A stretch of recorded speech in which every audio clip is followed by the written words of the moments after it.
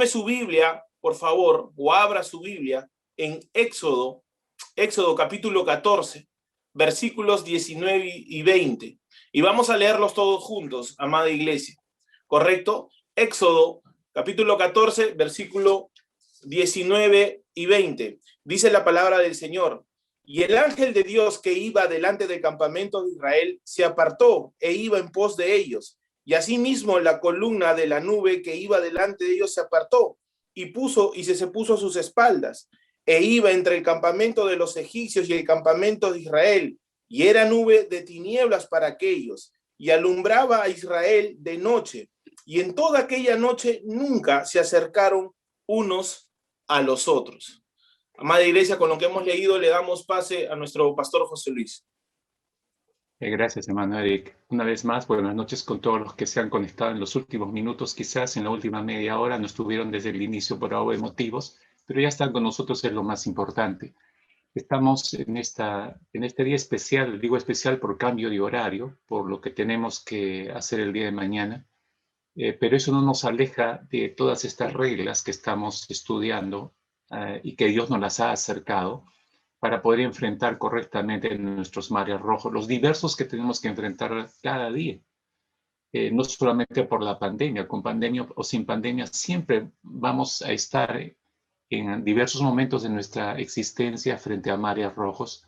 Y estas leyes, estas reglas nos ayudan a saber cómo enfrentarlos en realidad.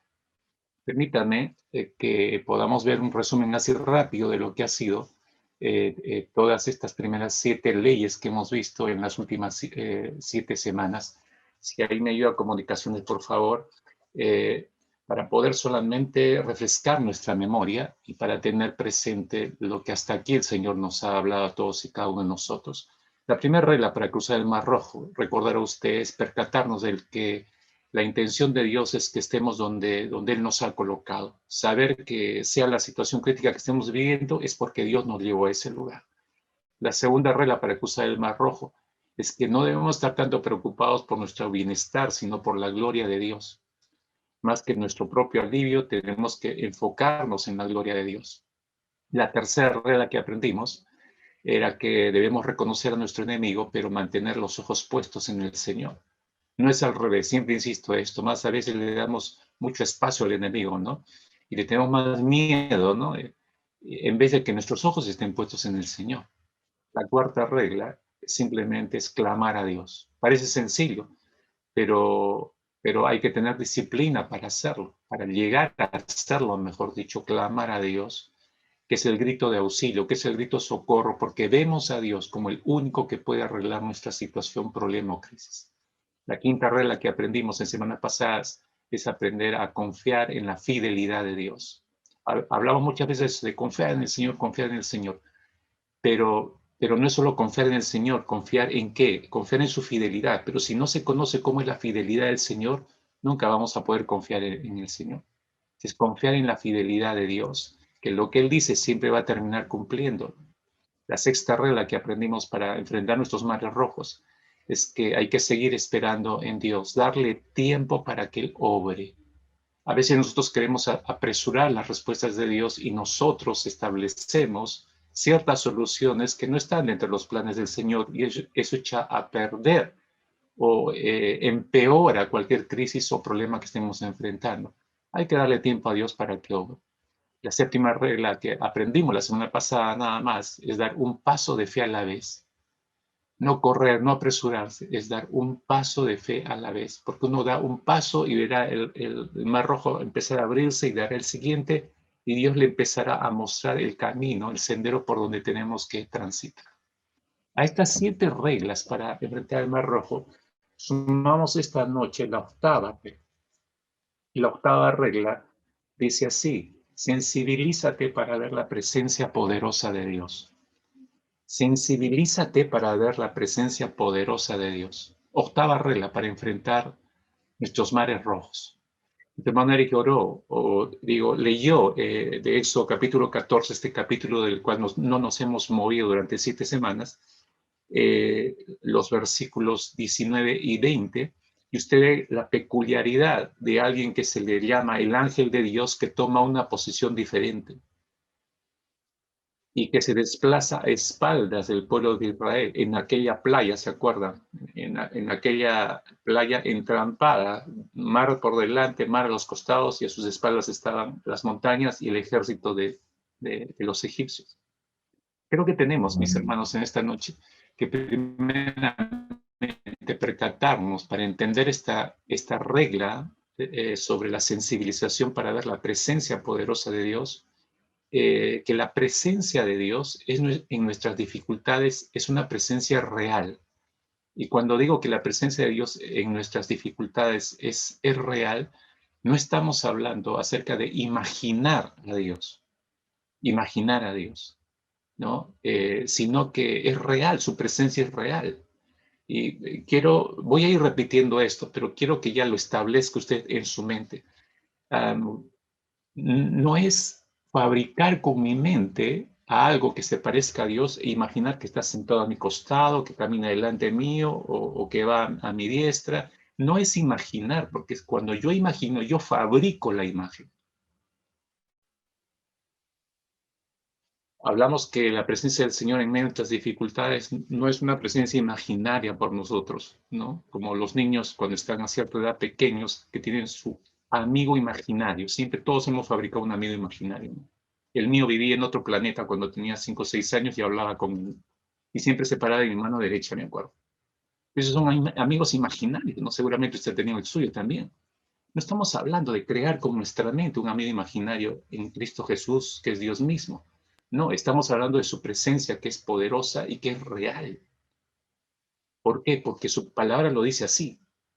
No es porque yo sienta o crea con mi mente, sino porque la palabra de Dios dice, es la promesa del Señor. He aquí yo estoy con vosotros todos los días. Es por esa promesa que yo creo que está aquí, en medio de nosotros, en esta precisa noche. No porque yo crea, imagine que está a mi lado, a mi costado. Yo no estoy creando eso. La palabra del Señor dice que Jesús está con nosotros y la creemos así de tan real, ¿no? El ángel de Dios, pero lo que llama la atención en este versículo 19 empieza diciendo entonces el ángel de Dios que iba delante del campamento israelita, dice, se movió y se puso detrás de todo los israelitas. Pero la pregunta aquí es, ¿quién es ese ángel de Dios que acompañó a los israelitas aquí en Éxodo 14? ¿Quién es ese ángel de Dios que se desplaza y se mueve a voluntad propia a espaldas? Eso de que la columna de fuego de humo parece algo impersonal, ¿no? Pero cuando ya empieza a posesionarse a la derecha, a la izquierda, o toma, el enemigo viene y se coloca para frenarlos detrás, no, esta columna no es solamente una columna de fuego de humo, no tiene voluntad propia, entonces no es una columna simple. Pero acá habla del ángel de Dios, ¿no? En el capítulo anterior de este Éxodo 14 donde estamos, y solo retrocede al capítulo anterior, capítulo 13, verso 21, nos dice lo siguiente. En el verso 21 dice, y Jehová iba delante de ellos de día en una columna de nube para guiarlos por el camino, y de noche en una columna de fuego para alumbrarles a fin de que anduviesen de día y de noche. Capte esto, por favor. Dice, y Jehová, Dios iba delante de ellos en una columna de nube. O sea, tomaba la forma de una columna de nube para guiarlos por el camino y de noche tomaba la forma de una columna de fuego para alumbrarles y darles calor, por cierto, ¿no? A fin de que anduviesen de día y de noche. Ya, ese versículo nos aclara bastante el panorama para entender acerca de estas columnas que se movían guiando a la nación de Israel. Más adelante, libros más adelante, llegamos al profeta Isaías, el capítulo 63 del profeta Isaías, versículo 9. El profeta Isaías nos explica que el ángel de su presencia, refiriéndose al Señor, salvó a los israelitas. Si ustedes leen bien, dice, en todas sus angustias él fue afligido y el ángel de su presencia, dice, los salvó en su amor y en su compasión, los redimió, los levantó y los sostuvo todos los días de antaño. Yo he subrayado todo lo que dice el texto que hizo el ángel de su presencia, ¿no? Si se da cuenta ahí, el ángel de su presencia los salvó en primer lugar. En segundo lugar, los redimió. En tercer lugar, los levantó. En cuarto lugar, los sostuvo todos los días en ese entonces. ¿Quién? El ángel de su presencia, dice. En el lenguaje teológico, la columna de fuego y la nube era lo que se llama una teofanía o una cristofanía. Teofanía o cristofanía. Una aparición única en el Antiguo Testamento de Dios mismo, específicamente del Hijo de Dios, la segunda persona de la Trinidad, estoy hablando, que manifiesta la presencia del Padre. ¿Recuerdan lo que dice el Evangelio de Juan en el capítulo 1, versículo 18? Miren lo que dice el Evangelio de Juan, capítulo 1, verso 18. A Dios nadie le vio jamás, porque es espíritu, dice la palabra misma. A Dios nadie le vio jamás. El unigénito Hijo, se refiere a Cristo, que está en el seno del Padre, Él le ha dado a conocer. Jesús, en otro pasaje del mismo Evangelio de Juan, dijo que Él vino a dar a conocer al Padre, a mostrar al Padre. Es decir, que fue, si regresamos a la historia de Éxodo capítulo 14, que fue el Señor mismo quien hizo pasar a los israelitas por el Mar Rojo. El ángel de Dios que iba al frente del pueblo de Israel, que se trasladó hacia atrás del campamento, y la columna de nube también que cambió de lugar y pasó a estar detrás de ellos. La nube dice que se puso entre los egipcios y el campamento de los israelitas. Al atardecer la nube dice que se convirtió en fuego, iluminó la noche, pero los egipcios y los israelitas no se acercaron unos a otros en toda la noche, dice. Estoy volviendo a releer estos versículos que leyó nuestro hermano Eric al inicio, porque nos describen perfectamente a nuestro Señor Jesucristo, si usted se da cuenta. Describen perfectamente a nuestro Señor Jesucristo, que es el que da luz a los que confían en Él, pero total obscuridad a los que lo rechazan y no creen en Él. Y se da cuenta, que da consuelo y da esperanza a unos y confunde a otros, que es el Salvador para unos, pero es juez para otros. Es una descripción perfecta de lo que es nuestro Señor Jesucristo. Para sus hijos es tanto guía como guardia. Él nos precede y Él nos protege, en otras palabras. Él es simultáneamente nuestro pastor. ¿Y qué pastor? Nuestro buen pastor. Y al mismo tiempo es nuestro escudo, es el alfa y el omega, es el principio y el fin, es el que marcha delante nuestro abriendo el camino. Pero también es el que va detrás nuestro, levantando nuestros escombros, nuestros fracasos y transformándolos para bien de aquellos que le aman. Interesante eso, ¿no? Considere usted, por favor, el Salmo 139, versículos 5 y 6 del Salmo 139. Dice el salmista, detrás y delante me rodeaste, le está diciendo a Dios. Detrás y delante me rodeaste, y sobre mí pusiste tu mano. Tal conocimiento es demasiado maravilloso para mí. Alto es, no lo puedo comprender.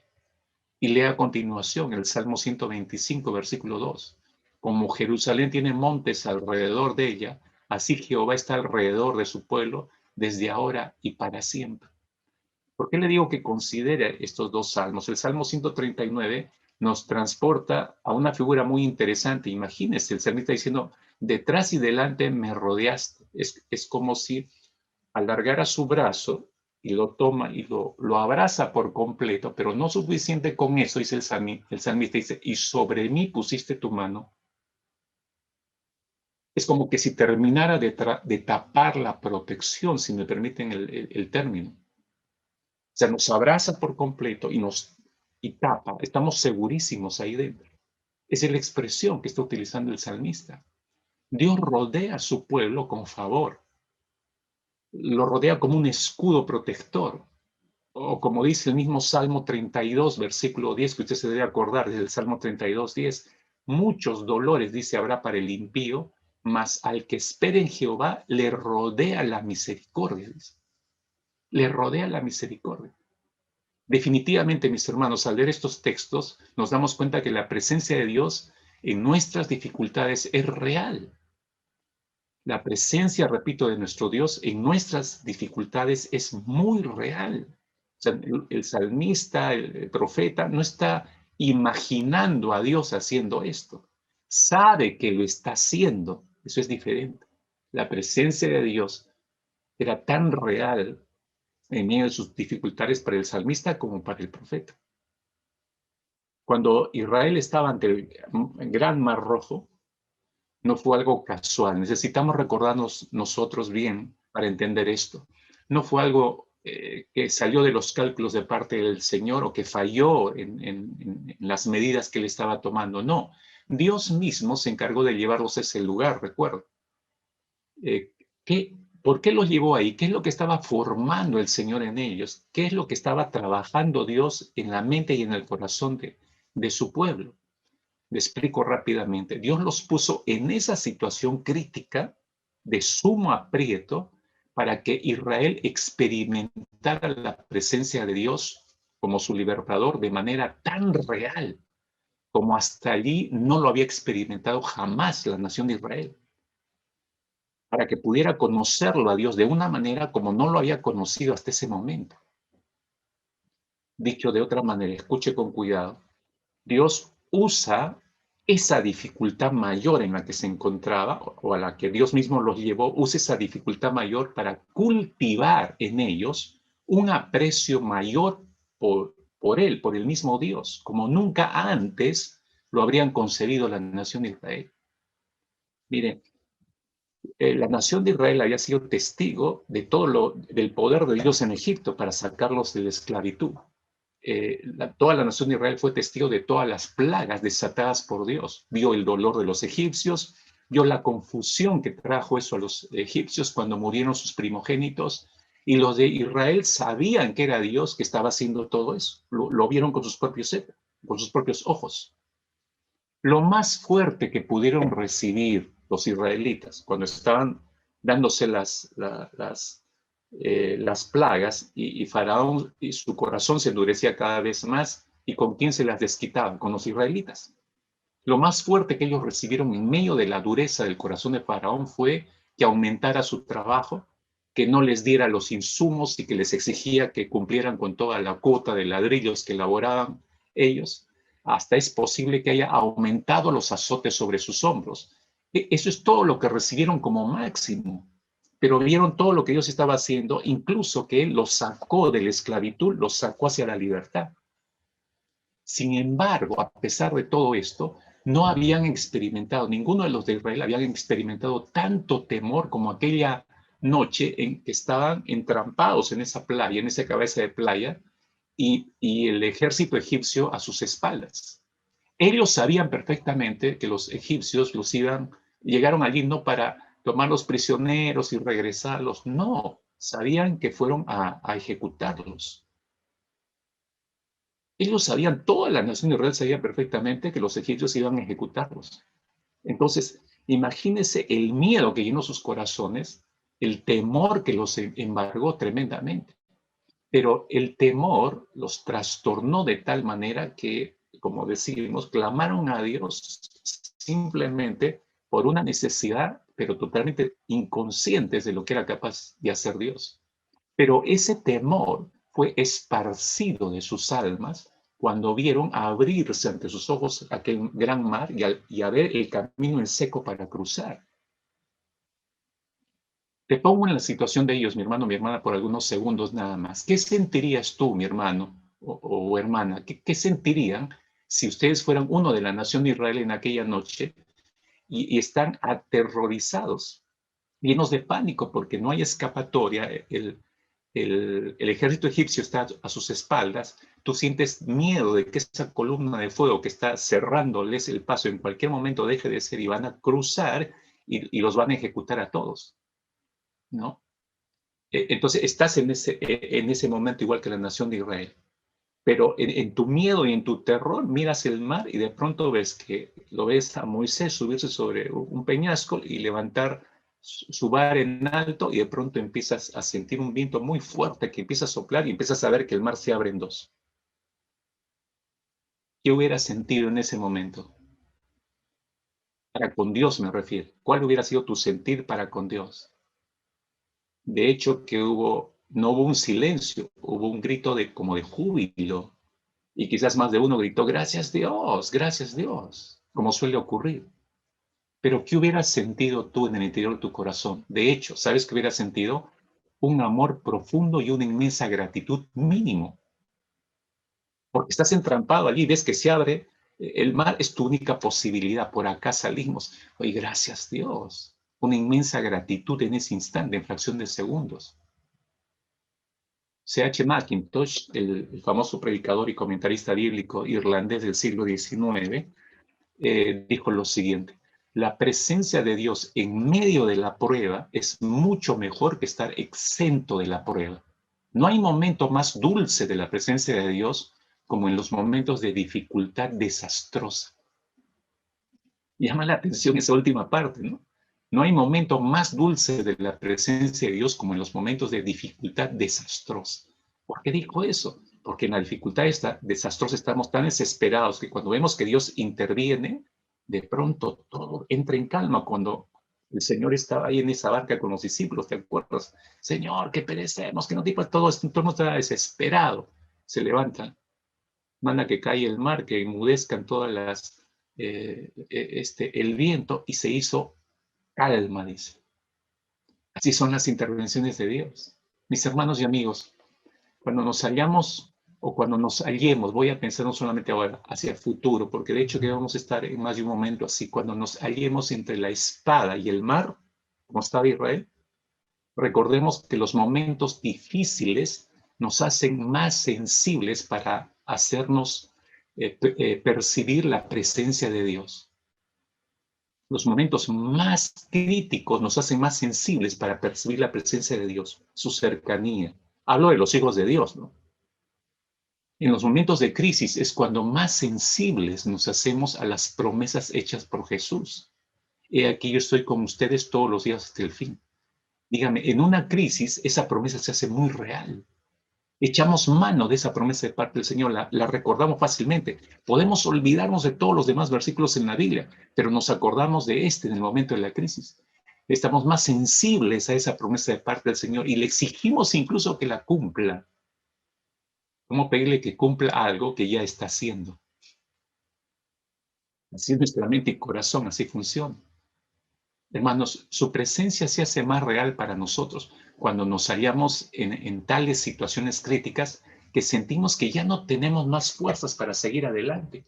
¿Se ha sentido así? Y nos sentimos obviamente débiles. Nos sentimos sin fuerzas para continuar. Y ese estado de debilidad nos impulsa a acudir corriendo y con desesperación al lugar santísimo. Porque sabemos que vamos a encontrar al Señor ahí. Y es allí donde comprobamos que Él es nuestro pronto auxilio en medio de la tribulación, ¿sí o no? Allí comprobamos que Él es nuestro amparo y es nuestra fortaleza. Allí comprobamos que es nuestro alto refugio. Allí comprobamos que es verdad que estás aquí con nosotros todos los días hasta el fin de los tiempos. Entonces, mis queridos hermanos, no vaya a olvidar esto. La presencia de Dios es muy real en medio de nuestras crisis, en medio de nuestros problemas. Esto es importante que tengamos en mente en primer lugar. Lo segundo, para entender esta octava ley para cruzar el Mar Rojo, de sensibilizarnos para ver la poderosa presencia del Señor, es que la presencia de Dios la podemos cultivar o desarrollar. Esta es una buena y gran noticia, espero, para todos los que nos están escuchando. La presencia de Dios la podemos cultivar o desarrollar. ¿Cómo? ¿Cómo? Ok, usted que está tomando nota, ¿cómo? Sencillo, no le voy a dar una lista de 200 pasos para desarrollarlo. No, ahí le va la primera pauta. Acerque usted a Dios a través de la oración. Solo le voy a dar 3 cosas. Acérquese a Dios a través de la oración. Lea conmigo, por favor, Deuteronomio en el Antiguo Testamento. Es el 5º libro, empezando su Biblia desde Génesis. Deuteronomio, capítulo 4, versículo 7. Deuteronomio, capítulo 4, versículo 7. Lea conmigo, por favor, ese texto. Dice allí Moisés, quien nos está escribiendo, dice, porque ¿qué nación grande hay que tenga dioses tan cercanos a ellos como lo está Jehová nuestro Dios en todo cuanto le pedimos? Qué gran pregunta, hermanos. Claro, esto es aplicable para la nación de Israel, ¿no? Moisés le está haciendo recordar que siendo insignificantes, Dios los eligió para ser su pueblo especial, ¿no?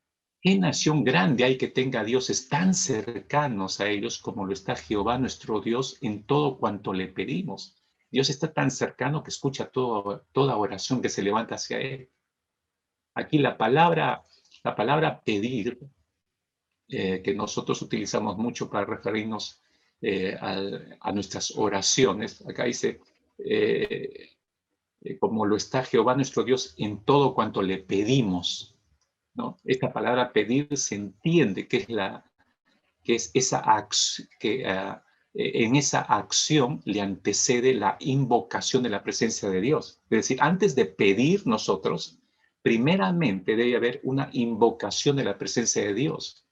Porque si no hay invocación primero en la presencia de Dios, entonces nuestra petición sería al vacío o a la nada.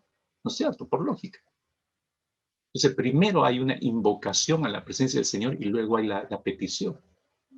No es una petición sin invocación. Es invocación de la presencia del Señor y petición a continuación.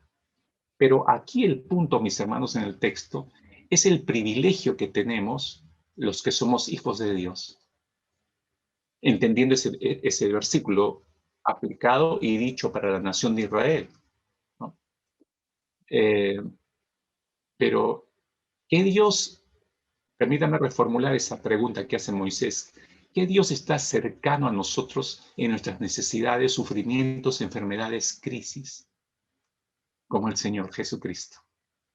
En todo cuanto le pidamos en nuestras necesidades, Él está cercano a oír y actuar, ¿no es cierto?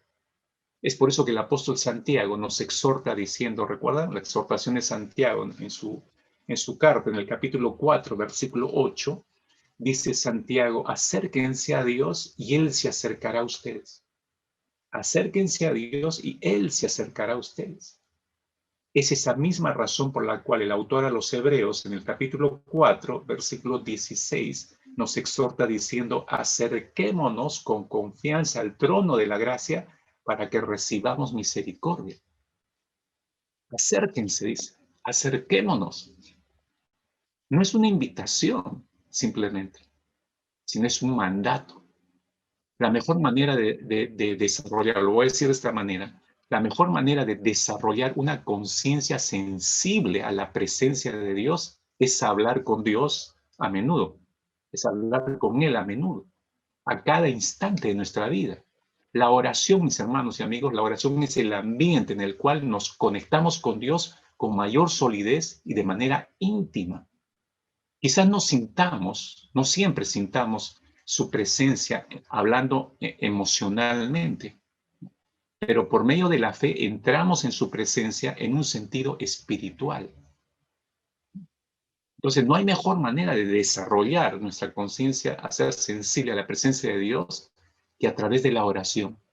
Mientras más oramos con el Señor, más conscientes somos de su presencia. ¿Correcto? Cuando le preguntaron a este famoso predicador Dwight Moody cómo era que él podía tener una relación tan íntima con Cristo, cómo la había desarrollado, la respuesta de Dwight Moody fue la siguiente. Él dijo, no hay problema en mi vida, dijo, no hay problema en mi vida, no hay duda alguna por la que yo no hable a él, se refiere al Señor, tan naturalmente como a alguien a quien en este ambiente. Y lo he hecho por años, porque puedo poner mi confianza en Jesús. Es decir, todo asunto, Dwight Moody lo llevaba a la presencia del Señor y lo conversaba y lo hablaba con el Señor como si estuviésemos conversando con otras personas. La realidad es esta, mis hermanos. Miren, y nosotros hemos salido con una mayor bendición que la misma nación de Israel. Explico. Miren, si la nación de Israel se sentía muy especial por tener a Jehová como su Dios, un Dios que estaba, como hemos leído, cercano a su pueblo en todo cuanto ellos le pidieran, si estaban orgullosos y se sentía muy bien por esa realidad, miren, la iglesia de hoy, la iglesia de este mismo Dios que habló a la nación de Israel y que nos habla a nosotros en esta noche, la iglesia de este mismo Dios que no ha cambiado, que sigue siendo el mismo ayer, hoy, por siempre, que es el mismo ayer con Israel y hoy con nosotros su iglesia y mañana con nuestras siguientes generaciones, estoy hablando de sus hijos. no solamente nos dice como Israel, en este tiempo a la iglesia, no solamente nos dice como Israel que está cercano a nosotros, y esta es la diferencia con Israel, por eso digo que estamos más bendecidos que el propio Israel.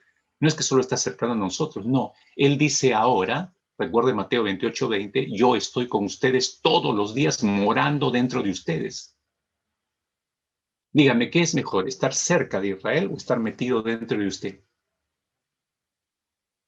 ¿Se da cuenta que tenemos una mayor bendición que la de la nación de Israel? ¿Qué más cercano, diría el Señor, cuando Él dijo, he aquí yo estoy con vosotros todos los días hasta el fin de los tiempos? ¿Qué más cercano de eso puede estar el Señor? Díganme. No puede estar más cercano que eso. Esta promesa de nuestro Señor Jesucristo se hace cada vez más real, más palpable cuando nosotros nos acercamos a Él constantemente, ¿no? Cuando estamos cada instante de nuestras vidas en permanente oración con Él, conversando con Él. Se hace real, por eso decir, mientras más oremos, más real se hace la promesa del Señor que está con nosotros. Porque todo el tiempo que estoy orando estoy consciente de la presencia de Dios. Entonces, acérquese a través de la oración y así va a desarrollar, a través de la oración va a desarrollar su sensibilidad para ver la presencia poderosa de Dios. Ahora, no solamente es a través de la oración, en segundo lugar, anote, en segundo lugar, afirme usted la cercanía de Dios en su corazón. Afirme la cercanía de Dios en su corazón. La palabra afirmar significa asegurar a una persona en una posición. Asegurar a una persona en una posición determinada, eso es afirmar. Eso es lo que el salmista estaba haciendo cuando escribió y exclamó el Salmo 139, versículos 5 y 6, que lo tiene usted ahí al pie. El salmista dijo, detrás y delante me rodeaste y sobre mí pusiste tu mano. Tal conocimiento es demasiado maravilloso para mí, alto es, no lo puedo comprender. Estaba asegurando la presencia del Señor en esa posición. Él me está rodeando, dice el salmista. No lo está imaginando a Dios rodeándolo. Ojo, insisto en esto. No son imaginaciones del salmista, son realidades que él está compartiendo y está escribiendo. Esta verdad la creo. Estoy seguro que es real en mi vida, pero, dice el salmista, es demasiado profunda esta verdad que está más allá de mi entendimiento. No la puedo comprender por completo. Está más allá de mi capacidad, dice, pero es real. Es totalmente real. Yo sé que es cierto que Dios hace esto, dice el salmista. Mire, a lo largo de toda la Biblia vemos que el pueblo de Dios, los creyentes, creen y afirman esta gran verdad y la toman como cierta sobre sus propias vidas, como la tomó el salmista. Y así lo hicieron el apóstol Pablo, el profeta Isaías, el mismo Moisés y tantos otros que podríamos citar. Así que si eso es tan real, si te das cuenta, el salmista, el profeta Isaías, se apoya en una realidad que está escrita en la palabra. Entonces, si eso hace desarrollar tu capacidad de poder ver al Señor, su presencia poderosa, si eso desarrolla más tu capacidad de poderlo ver al Señor así, entonces habría que colocar mayor palabra dentro de nosotros. Quiero darte un desafío en esta noche, mi hermano, mi hermana. ¿Estás listo estás lista para recibir el desafío? ¿Crees poder hacerlo? No es nada complicado. ¿Quieres desarrollar tu capacidad de sensibilización para ver, percibir, visualizar la presencia del Señor, la poderosa presencia del Señor? Ok, te desafío a lo que hicieron Moisés, el salmista, el profeta Isaías y los demás profetas y todos los grandes hombres. ¿Qué es lo que hicieron ellos? Memorizar la palabra. Memorizar la palabra. Voy a darte 4 textos para que los memorices. ¿Estás listo?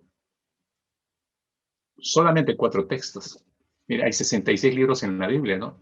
Estoy tomando 4 textos, nada más. 2 del Antiguo Testamento y 2 del Nuevo Testamento.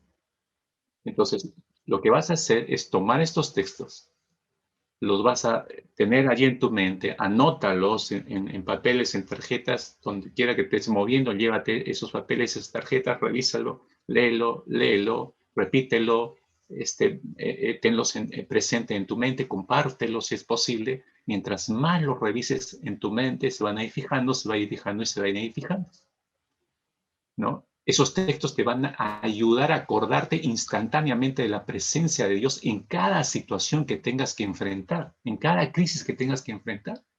Así como que te acuerdas inmediatamente, el Señor dijo que estaría con nosotros todos los días del fin de los tiempos, así como te acuerdas Mateo 28:20, así igualito va a funcionar estos versículos. Pero necesitas tenerlos ahí dando vueltas en tu mente. ¿Estás listo? ¿Estás lista? Ahí va el primer versículo para memorizar. Josué capítulo 1, versículo 9. Ese sí lo sé, seguro. Pero ahora tienes que verlo a la luz para las crisis.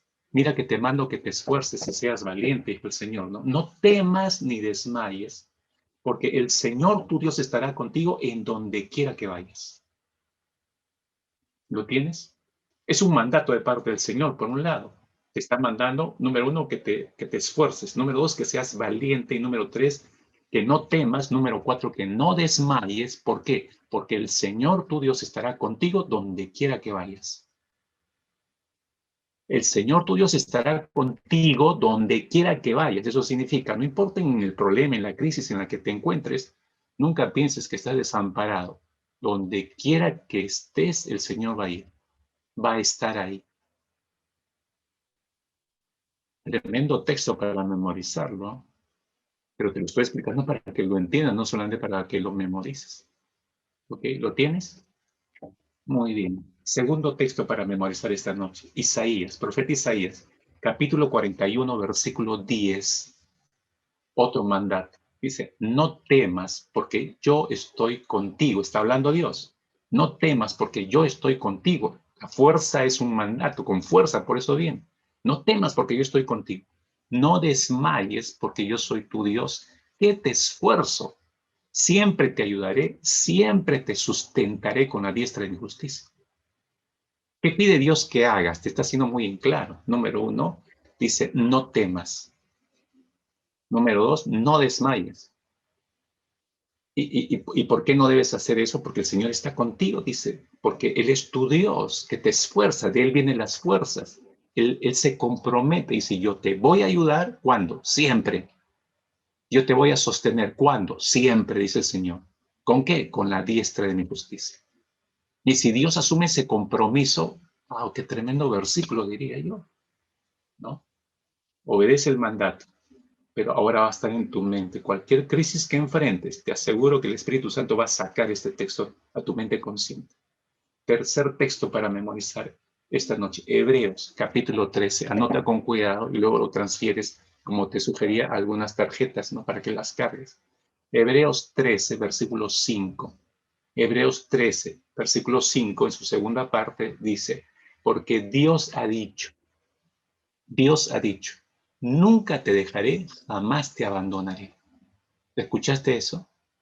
Nunca te dejaré, jamás te abandonaré. Dios ha dicho, nunca te dejaré, jamás te abandonaré. Son las mismas palabras del Señor. No lo está diciendo el autor a los hebreos, no lo está diciendo un tercero. Dios está diciendo esto, ¿no? Dios ha dicho. Cuarto texto para memorizar. Mateo capítulo 28, versículo 20. En su segunda parte, ¿no? Mateo 28, 20, ¿no? He aquí, yo estoy con vosotros todos los días hasta el fin del mundo. He aquí, yo estoy hablando del Señor Jesucristo. Yo estoy presente continuamente. Estoy presente de manera continua. Así se interpreta ese verbo, estar.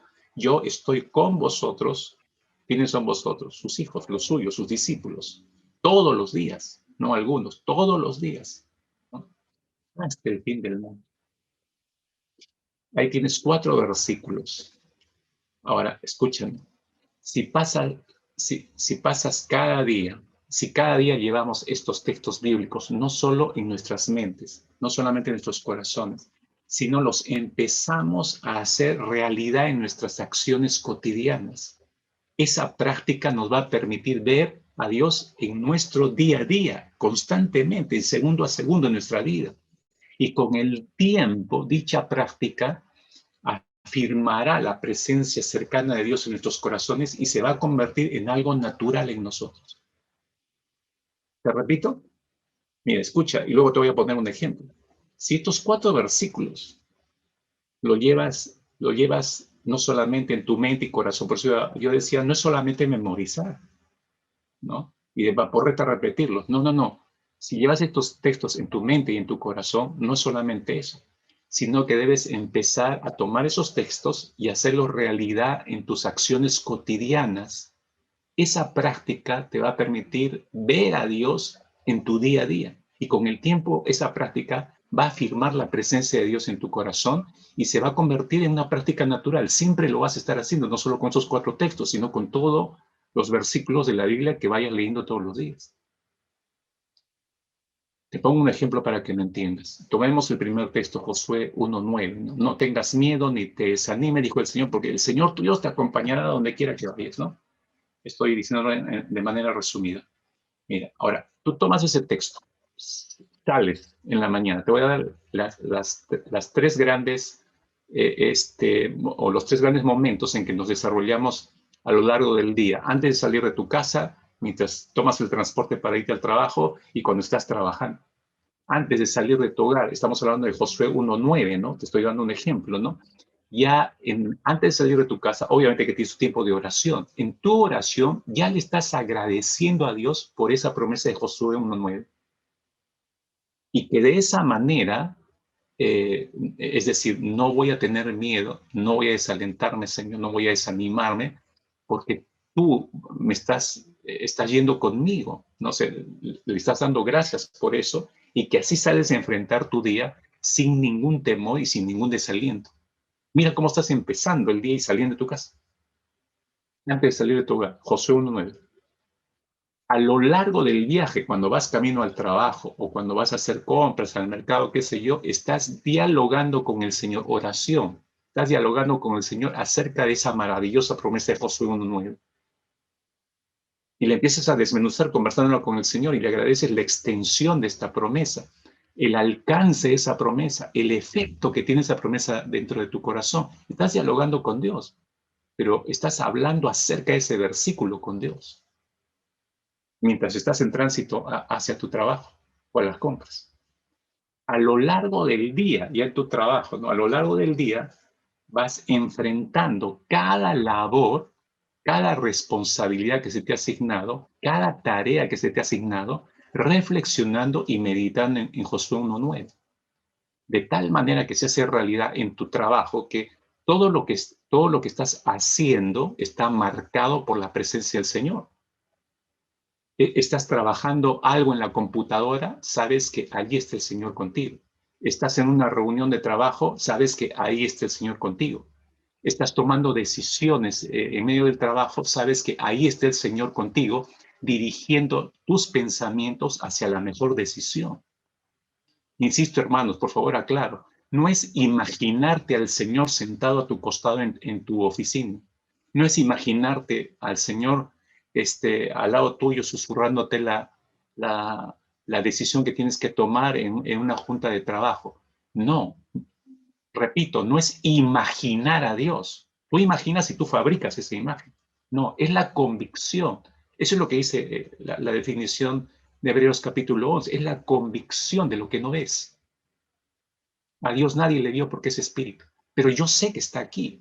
Yo sé que está en este momento en medio de nosotros, en tu hogar, en el hogar de fulano, de sultano, de cada uno de nosotros. Está ahí, está aquí. No me lo estoy imaginando. Yo sé que está aquí porque Él prometió que estaría con nosotros.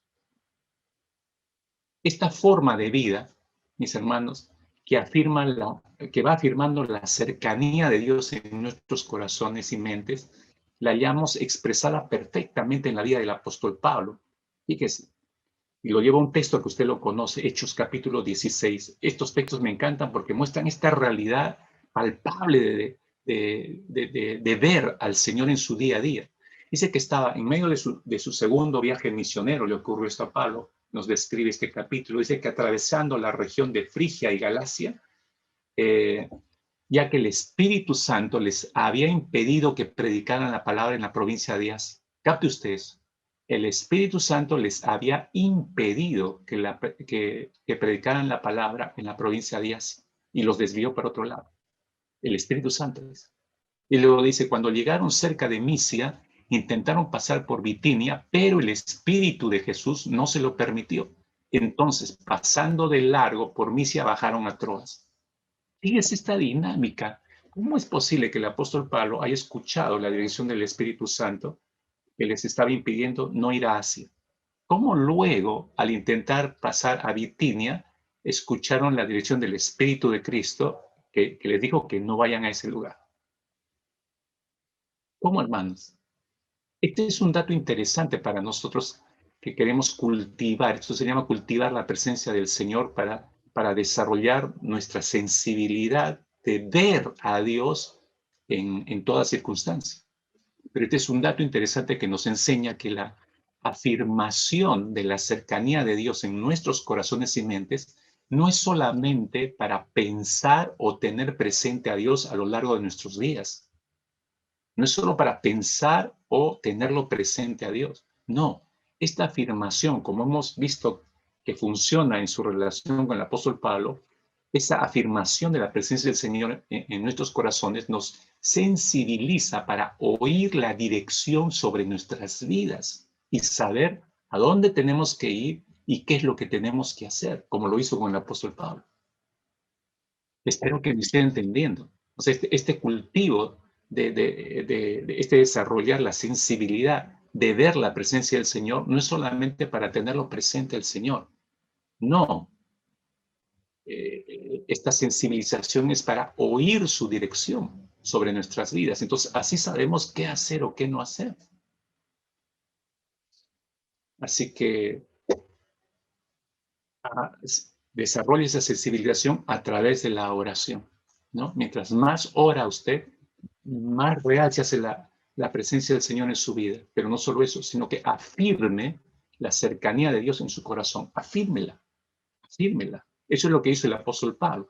Y por eso desarrolló tal sensibilidad que podía escuchar la voz del Espíritu Santo inmediatamente. No la estaba imaginando. Era real lo que estaba ocurriendo en la vida del apóstol Pablo.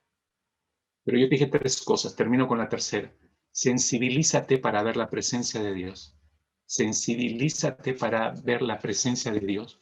Cuando decimos, y quiero terminar de aclarar esto, hermanos míos, cuando decimos ver la presencia de Dios, nos referimos a tener mayor conciencia de su presencia en nuestras vidas.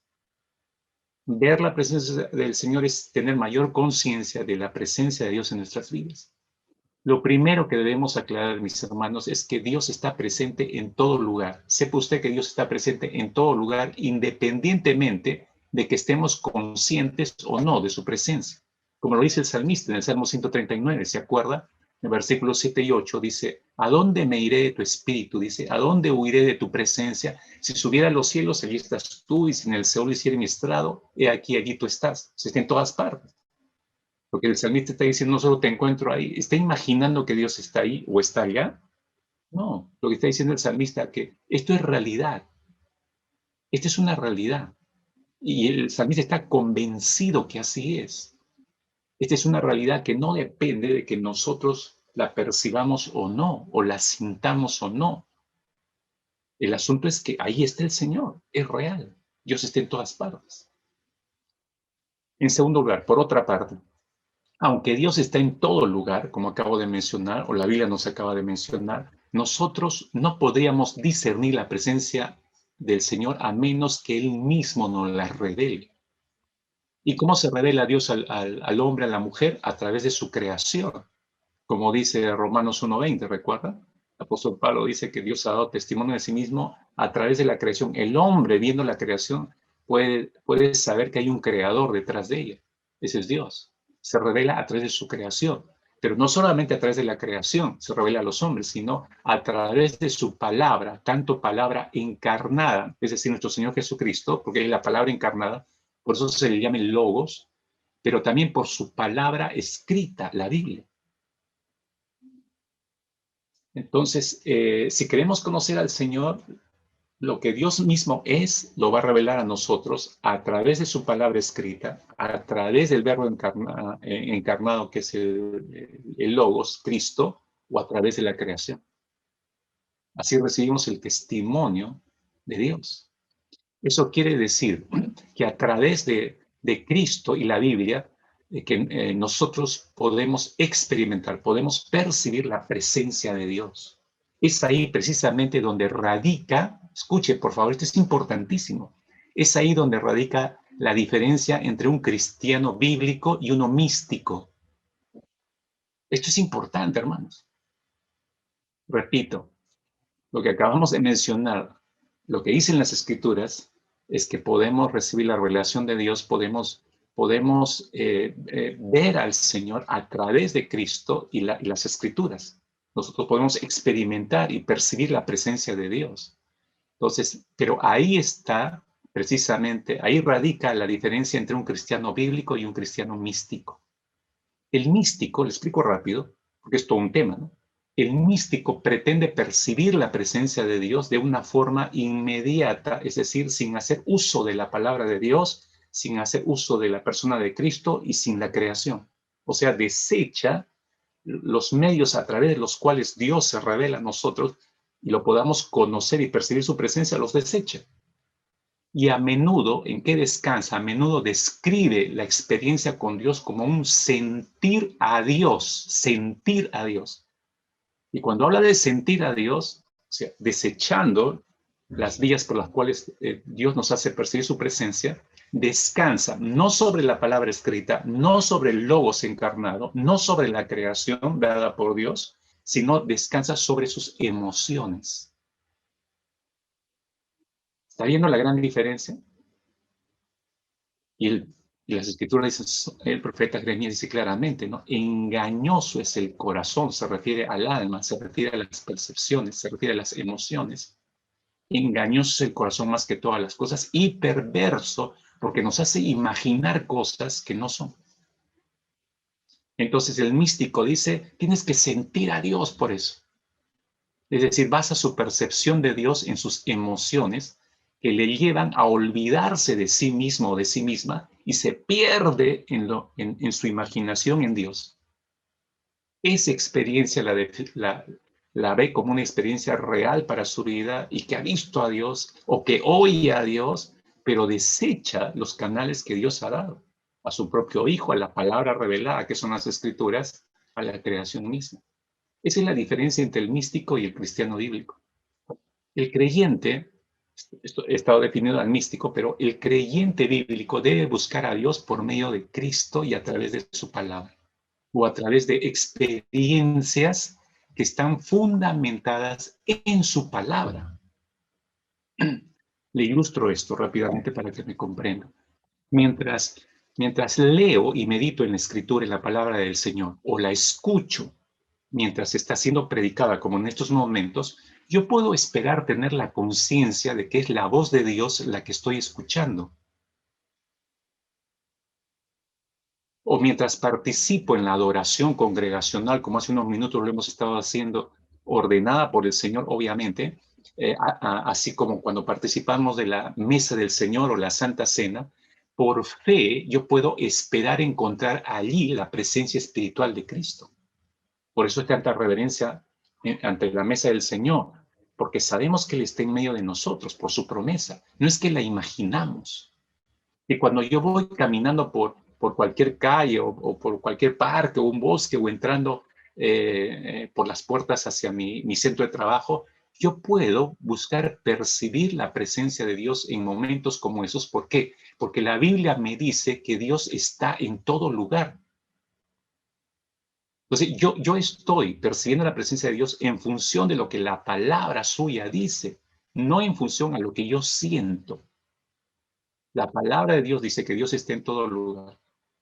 La promesa del Señor Jesucristo dice, Mateo 28:20, que Él está con nosotros todos los días hasta el fin de los tiempos. Yo creo eso. Yo puedo percibir que el Señor está conmigo ahí en el trabajo por su promesa, no por lo que yo siento. ¿Entienden, hermanos? En otras palabras, experimentamos la presencia de Dios cuando estamos conscientes de lo que Él mismo nos ha revelado acerca de su persona en su propia palabra. Ser sensible a la presencia de Dios es vivir con la conciencia de quién es ese Dios que ha prometido estar conmigo todos los días hasta el final. Es estar consciente de que ese Dios es santo, santo, santo, y que me conoce, que me ama y se preocupa por mí en medio de cualquier circunstancia. Es tener conciencia de eso, porque todo lo que acabo de describir lo dicen las Escrituras. Simplemente lo dicen las Escrituras. Entonces, mi sentir, mi percepción de Dios está fundamentado en lo que Dios mismo ha revelado en su palabra. Como dice Donald Whitney, este profesor de Biblia del Seminario Teológico Bautista del Sur en Estados Unidos, que es el seminario más grande, es el seminario más grande en Estados Unidos, el Seminario Bautista del Sur. Donald Whitney es maestro, es profesor de Biblia ahí. Él dijo, es vivir con la conciencia de que Él, Dios, conoce mis pensamientos, mis motivaciones, mis temores, mis aspiraciones, mis emociones, mis ansiedades, mi condición física y mental, y el cual me ama más allá de lo que yo puedo comprender.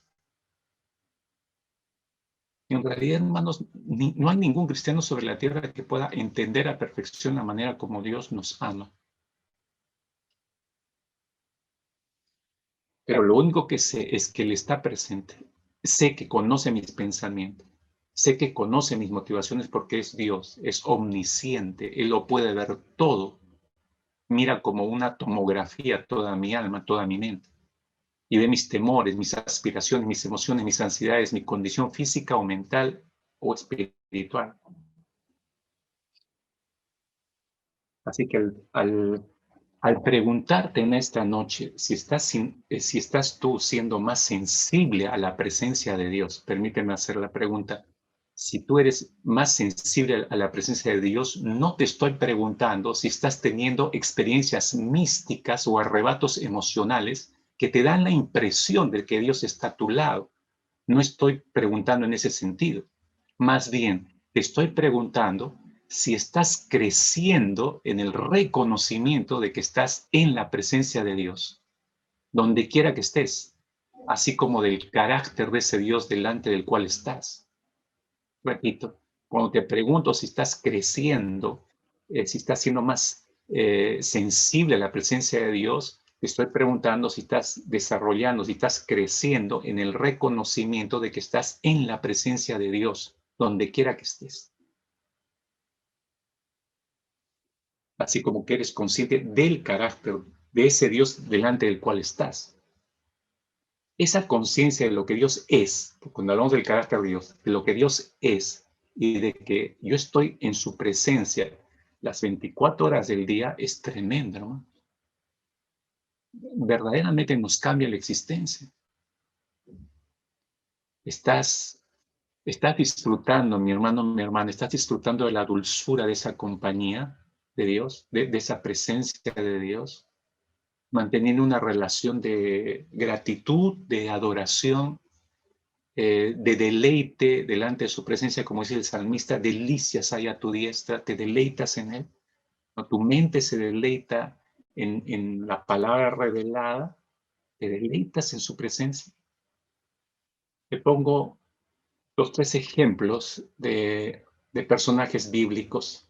Los escritores bíblicos desarrollaron esta sensibilización para ver a Dios en sus vidas diarias. Y creo que podemos aprender de ellos antes de terminar esta noche. Por ejemplo, el salmista, cuando escribe el Salmo 91, versículo 4, cuando el salmista dice, con sus plumas te cubrirá, está hablando de Dios, con sus plumas te cubrirá y debajo de sus alas estarás seguro, dice el salmista. ¿No es cierto? ¿Te acuerdas? Esa seguridad que tiene los pollitos, ¿has visto cuando se meten debajo de las alas de la mamá gallina y se esconden ahí abajo toditos? Muchas veces de pronto la gallina se levanta y salen 800,000 pollitos, ¿no? Y dice, ¿dónde se metieron tantos, no? Toditos están apretujados ahí debajo de la mamá y debajo de sus alas. ¿Ha visto usted eso? Ya, esa es la figura, ¿no? Esa seguridad que tienen los polluelos debajo de las alas de su madre.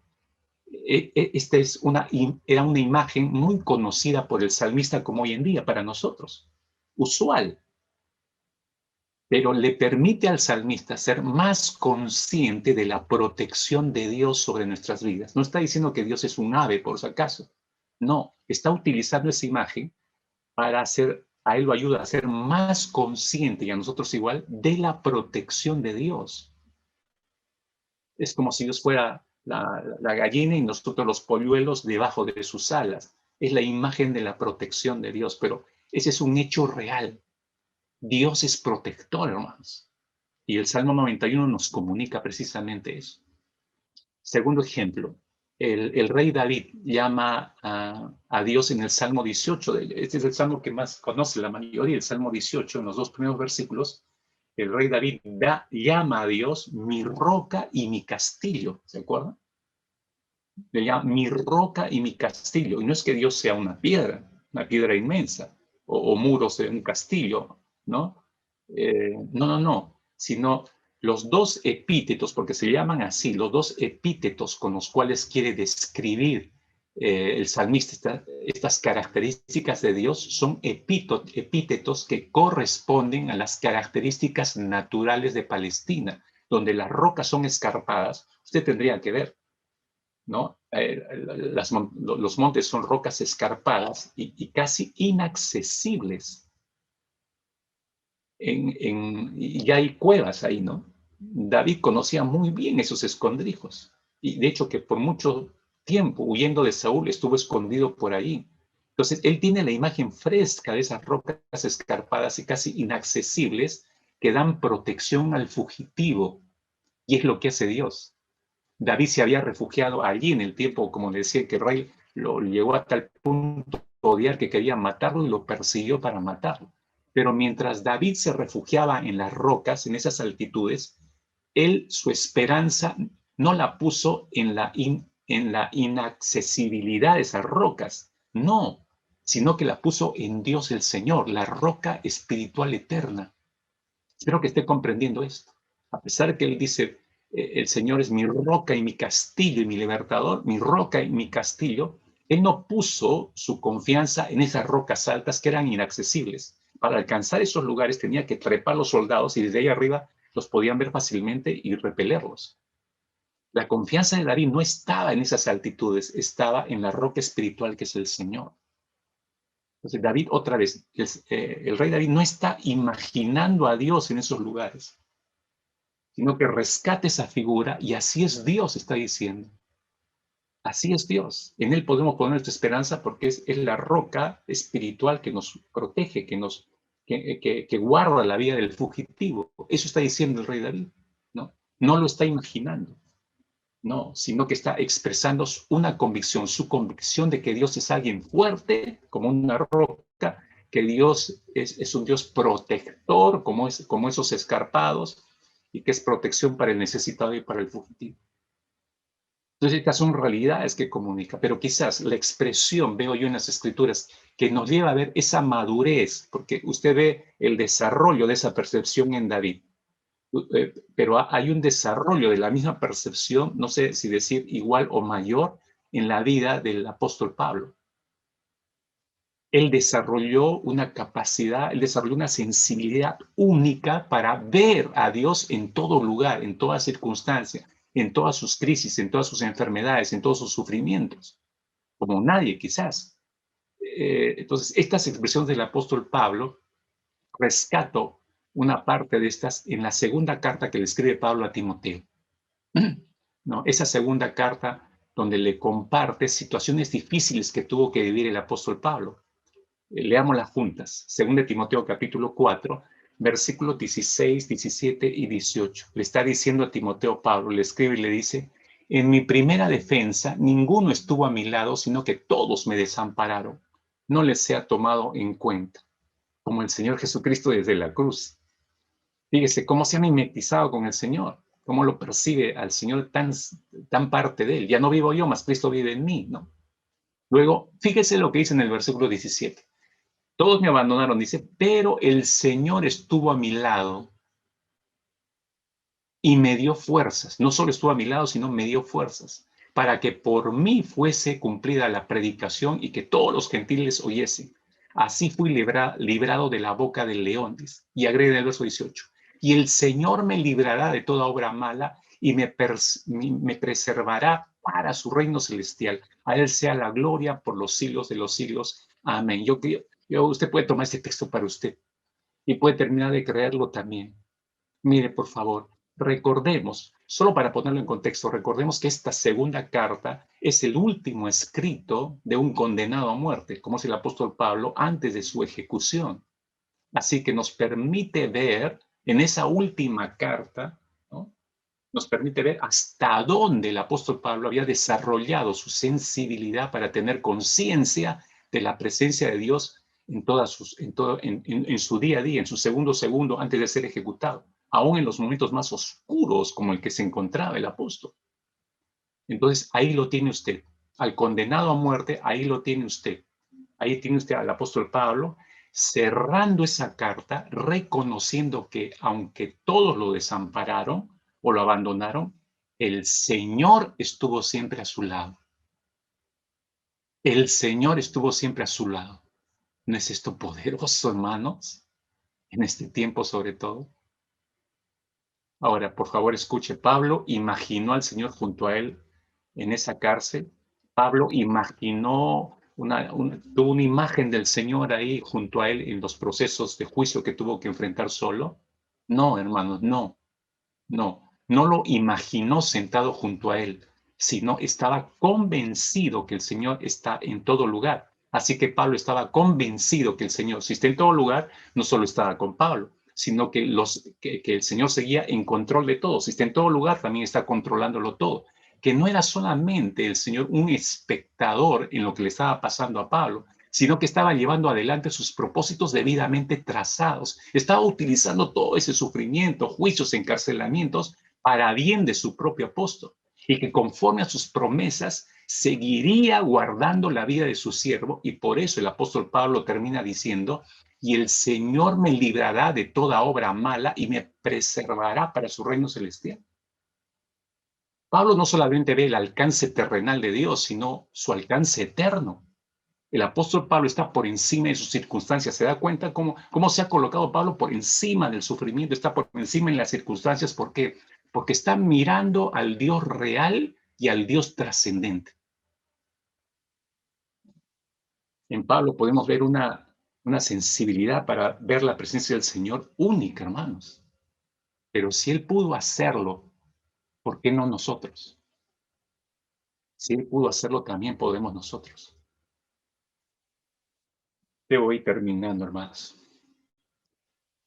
Regreso a la nación de Israel. Regreso a Éxodo 14. Después de 400 años de esclavitud, ahí está. ¿Qué desarrolló en 400 años de esclavitud Israel? Desconfianza. Israel no confiaba en nada ni en nadie. El Señor los saca, los lleva a esa playa, están frente al Mar Rojo con los egipcios a sus espaldas, están experimentando su primer gran lección de confiar en su libertador. El pueblo que no confiaba en nadie debía confiar en Dios frente al Mar Rojo, no tenía ninguna otra opción. ¿O sí la tenía, hermanos? No la tenía. Su primer gran lección, debes confiar en el Señor. Pero nunca he confiado en nadie en mi vida. No tienes opción ahora. O confías sí o sí en el Señor. Recuerden que Dios buscaba qué cosa. Cuando abrió el Mar Rojo delante de ellos, ¿qué buscaba? Que ellos empezaran a desarrollar una conciencia de la presencia de Dios. Dios estaba usando esa crisis, como está usando tu crisis ahora, igualito está usando Dios esa crisis, como la tuya hoy, para hacer a Israel más sensible para percibir la cercanía de Dios como lo está haciendo contigo y conmigo. ¿Por qué permite todas estas crisis? Porque permite que algunos de ustedes se desesperan, algunos caen en depresión, otros ya no aguantan. Algunos, como decían, a las justas puedo sacar la cabeza, como a mi mascota cuando la llevaba a pasear, sacaba la cabeza por la ventana, eso es lo único que puedo hacer ahora. Y esto me llena de depresión, de angustia, y ya no sé qué pensar. Algunos otros ya hasta me quiero morir. Está usando esta crisis para hacerte más sensible, para percibir su cercanía, para que pudieran ver los israelíes y nosotros, para que podamos darnos cuenta de nuestra debilidad frente al gran poder real de Dios. Y eso los lleva a Israel a descubrir que al confiar en el Señor tendrían pronto auxilio en medio de sus tribulaciones. Y nosotros también tenemos que descubrir eso, mis hermanos. Cuando vemos nuestra debilidad y vemos el gran poder de parte del Señor, eso nos ayuda rápidamente a descubrir que debemos confiar en el Señor. Y cuando confiamos en el Señor, vemos que Él puede librarnos de nuestras tribulaciones. Viene en auxilio de nosotros en medio de nuestras tribulaciones. Así que, hermanos míos, desarrollemos esa sensibilidad a la presencia de Dios. Esa sensibilidad que nos permite visualizar la presencia de Dios, sea lo que estemos enfrentando. Esa sensibilidad que desarrolló el apóstol Pablo, que lo capacitó para ver al Señor en su día a día, en su segundo a segundo, y que lo ayudó a aprender a decir al apóstol Pablo: no temeré mal alguno porque tú estás conmigo. No temeré mal alguno porque tú estás conmigo. No temeré mal alguno porque tú estás conmigo. A cada instante, hermanos míos, escuche, por favor, a cada instante de su vida, mis hermanos, vea usted la presencia del Señor como lo hizo el joven David cuando enfrentó al gigante Goliat. ¿Se acuerdan? David no imaginó que Dios lo acompañaría para enfrentar al gigante Goliat. No lo imaginó, sino que él estaba convencido que Dios se iba a hacer cargo de todo.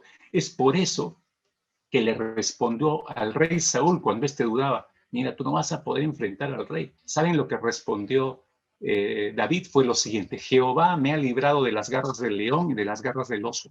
Él también me librará de la mano de este filisteo.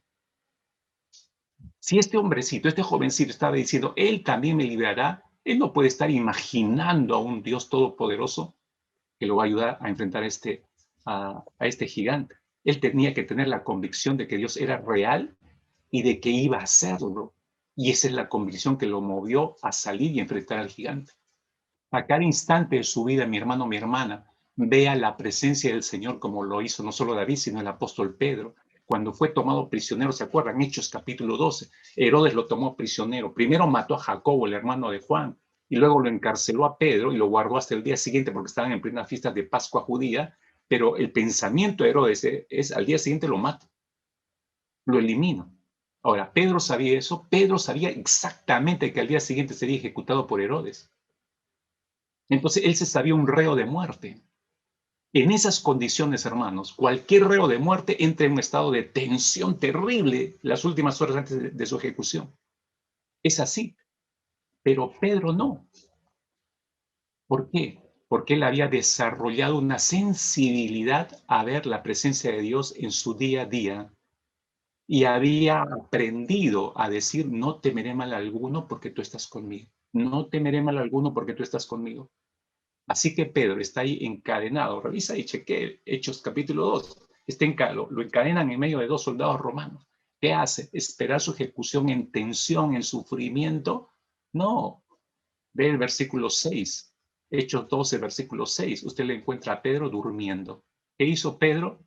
Se sentó y empezó a dormir. Plácidamente se echó a dormir. ¿Por qué? Porque sabe que Dios está en el control de todo.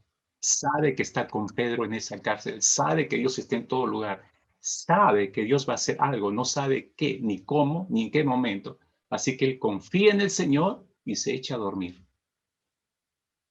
Plácidamente se echó a dormir.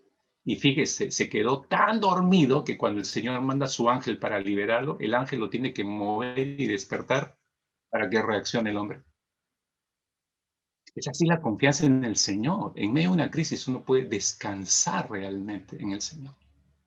A cada instante de su vida, mi hermano, mi hermana, vea la presencia del Señor como lo hizo Moisés. Cuando Israel fue desanimado a entrar a la tierra prometida, ¿se acuerda? Por un informe desalentante de 10 espías despistados, ¿no? Y el pueblo ya no quería avanzar y se negó a entrar a ir en pos de la tierra prometida. Moisés se vuelve a levantar y les dice, y cuando él les habla, sus palabras muestran cuánto había desarrollado Moisés su sensibilidad a ver a Dios en toda situación. ¿Sabe qué le dice Moisés?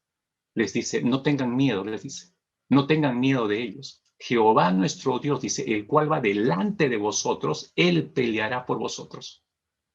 Tremendas palabras. No teman ni tengan miedo de los gigantes que nos han informado. El Señor, el cual va delante de nosotros, ustedes lo están viendo, Él va a pelear por nosotros.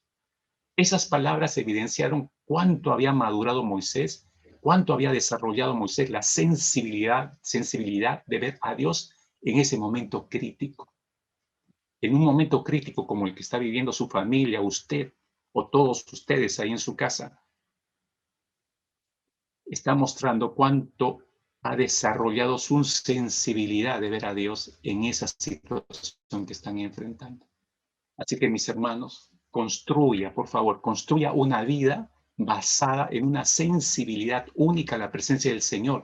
Desarrolle esa sensibilidad para que usted camine como caminó Moisés, como mirando al invisible, como mirando al invisible. Oremos, mis hermanos, oremos. Ore conmigo, por favor, allí. Dígale, Señor, yo quiero caminar como Moisés. Dígaselo. Yo quiero caminar como Moisés, como mirando al invisible, Señor. Verte cada día, Señor. Verte realmente. Necesito caminar como caminó Moisés, viéndote en mi día a día, Señor. Saber que no solamente tú estás ahí, sino que tú tienes el control de todo. No es imaginarme en mi mente, Señor, sino es tener la convicción de que tú estás conforme a tus promesas. Estás yendo delante de nosotros, rodeándonos, colocando tu mano sobre nosotros, Señor, estableciendo todo alrededor nuestro para bien de aquellos que te aman. Señor, en nuestro día a día, a cada momento de nuestra existencia, permítenos tener en nuestras mentes la claridad de poderte ver en cada una de nuestras situaciones, en cada momento de nuestra vida, Señor. Amén. Amén.